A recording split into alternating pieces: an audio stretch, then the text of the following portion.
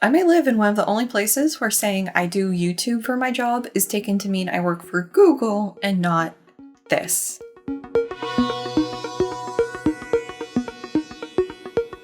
This video made possible thanks to the continuing support of viewers, patrons, and PayPal pals like you. Thanks!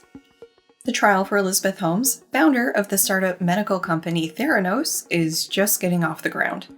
The whole situation is a bit of a curiosity for me, so I've been reading the trial updates as they come out. One in particular caught my attention.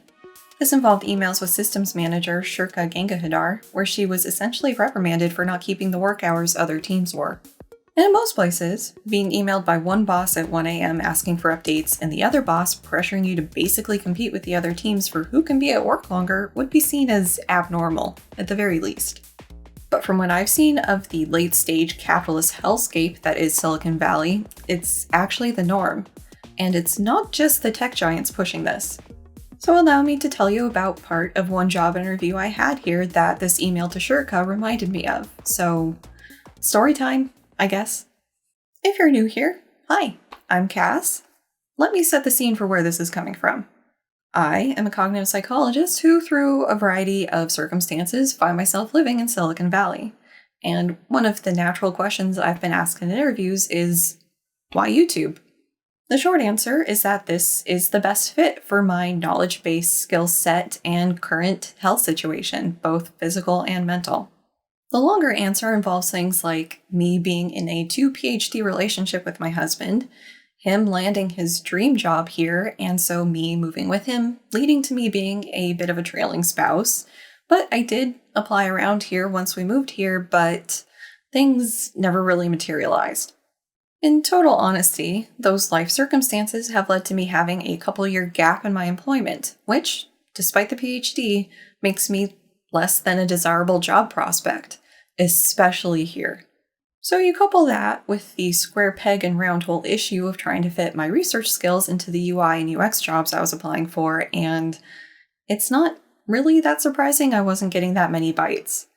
I had a couple recruiter calls here and there, but nothing really moved forward. Which is probably for the best, but that's not for this video. When it became pretty apparent that that wasn't going to pan out, my husband's work friends connected me with somebody at Stanford who was looking for a lab manager. It wasn't exactly what I wanted to do, but it was something I was willing to try. The lab seems to be doing important and potentially pretty impactful work, and who doesn't want to help make the world a better place? As a note, the whole interview process took several days, so for brevity, we're going to skip to the part that is relevant for this video. The last person I met was a different lab's lab manager, and I honestly can't tell you why I was actually talking to her. The different possibilities for why he was having me talk to her don't fully fit the reality of the situation. Like, she didn't know anything about me other than my name, what time the meeting was, and he was talking to me in some capacity of working in his lab. Which, okay. All I can say for certain is that this meeting was set up after my initial phone call with him, which I thought went well, but I could be wrong. The part I'm going to pull out for this video is what this lab manager— No, absolutely not. Come here. Come here. Yeah, you're very cute. Come here. Part of this chat that I'm going to pull out for this video is what this lab manager told me about her typical workload. She told me that she was in the lab at least from 7 a.m. to 7 p.m. Monday to Friday. I know that the lab I was interviewing for kept similar hours, but I was figuring that the manager didn't need to be on site for that entire time. Grad students and postdocs can be trusted to do their own thing and not need micromanaging, right? You leaving? What are you doing?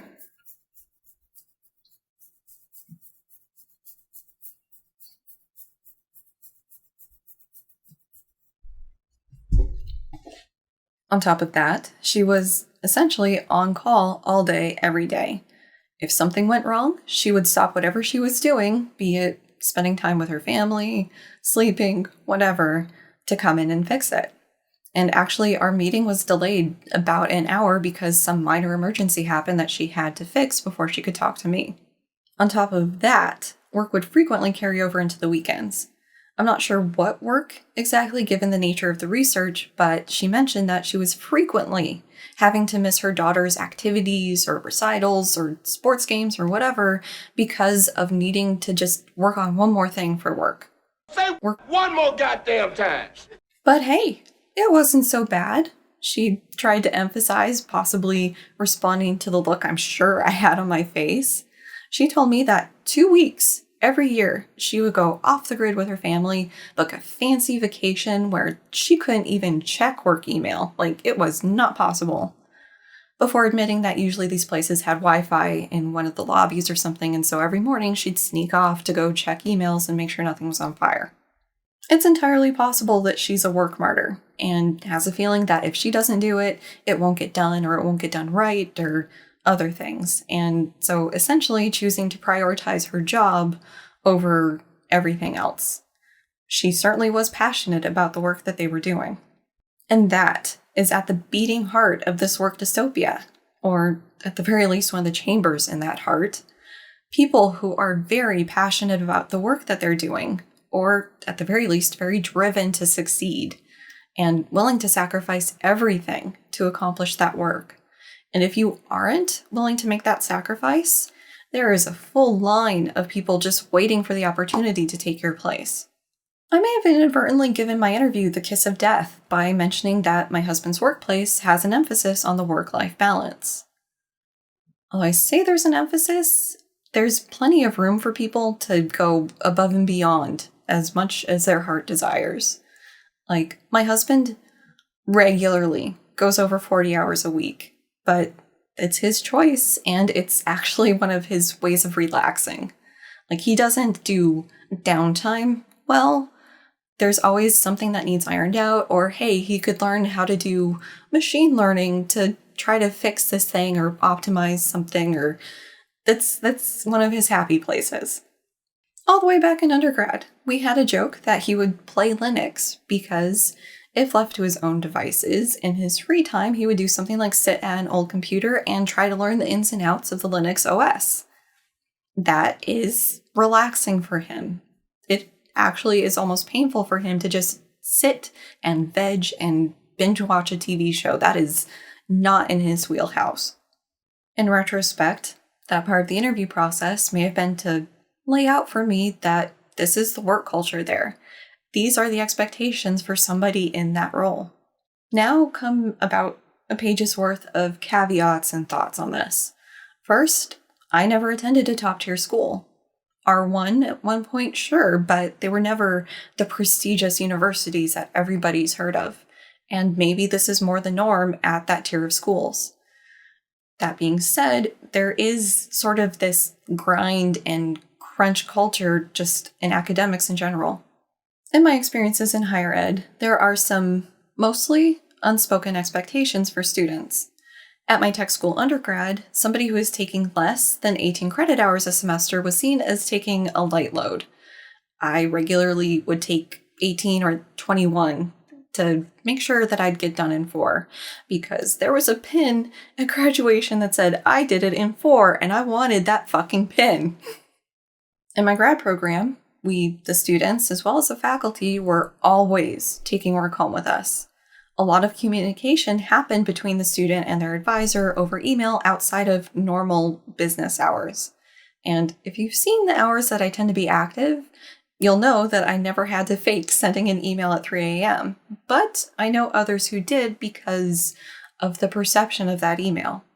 For postdocs, in psychology as well as physics, there's an expectation that the postdoc will work long, hard hours for the couple years that they're in the job. In retrospect, I'm not sure why this is the expectation for postdocs, but it's the case at the top tier places and further down the prestige ladder.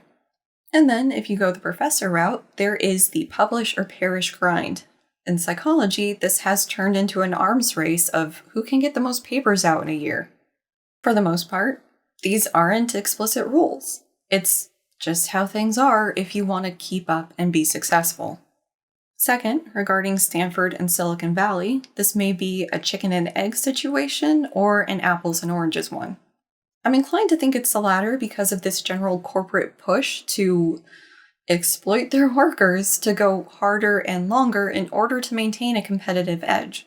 It is interesting, and a bit sad, that this work-life, office space-esque flair is as present in academia as it is in the corporate world. Sure, you aren't required to sleep in your car to make sure the work happens on schedule, but at Theranos they allegedly weren't not encouraging that either. Finally, I'm not sure what the ideal balance or solution to this is. Expecting your workers to crunch all day, every day is completely unreasonable and unacceptable. That much I know. But some people genuinely like their job and enjoy their work and want to put in the extra time, like my husband with his dream job here. Extra time spent working in this context means more deliverables, and more deliverables makes the boss happy. Especially if you're salaried and you're doing this, because you're doing extra work for the same amount of pay, basically driving your base hourly wage down. But these people doing this kicks off an arms race, because now the people who aren't as married to their job now have to put in the extra hours in order to keep up to the productivity of their peers who are just doing it for funsies. A completely unrealistic and not viable solution might be for workplaces to only count the work that somebody does in that 40-hour window towards their performance evaluations and promotions and whatnot. Although I could see people gaming that system pretty easily, so cool. Even more of a pipe dream would be for corporations and other types of employers to actively discourage their workers from taking work home with them. If you're gonna dream, may as well dream big, right? To close out, it probably doesn't need to be said that employers need to stop taking advantage of their employees, but it hasn't happened yet, so let's say it again. I'm not sure the best way to handle the balance between people like my husband who will do things like learn machine learning for fun, and people who can find enjoyment in binge-watching Squid Game. I refuse to believe that this system is boosting productivity or ingenuity, and the data seems to be on my side on this one. While this discussion is a bit tangential to the Holmes trial itself, it is still something that's being revealed by what we're learning about the Theranos corporate culture. To say nothing of the alleged criminal nature of what was going on, especially as they got ready to launch the, let's call it early beta, blood reading machine. And yeah, that's it for this video. Until next time.